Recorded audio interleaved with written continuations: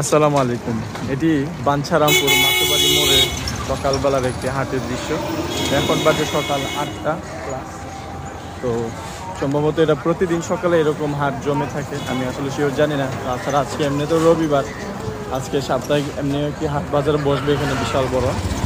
আর এই মাতুবাড়ির মোড়ের সামনেই দেখেন রাস্তার দুই পাশে সুন্দর হবে তরি তরকারি নিয়ে ব্যবসায়ীরা বসে আছেন, সুন্দর শাকসবজি নিয়ে।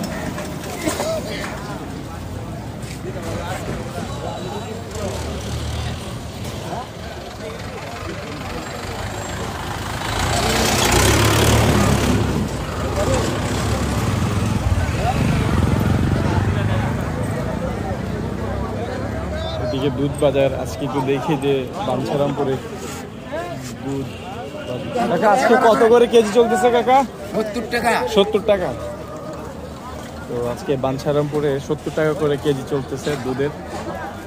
আর সামনে যে মাছের বাজার, আর শেষ এতটুকুই সম্ভবত প্রতিদিনই আমার মনে হচ্ছে প্রতিদিনই এটা হাট মনে হয়, কারণ যেহেতু ছোটোখাটো করে বসেছে। তো এখন যাওয়ার পথে আমি বিভিন্ন জায়গায় আমি এরকম সকাল সকাল এরকম হাট বাজারগুলো দেখতে পাবো। আসলে এখানে আসলাম মাছ কিনতে হানিফের জন্য কিছু, তো আলহামদুলিল্লাহ কেনা হয়ে গেছে।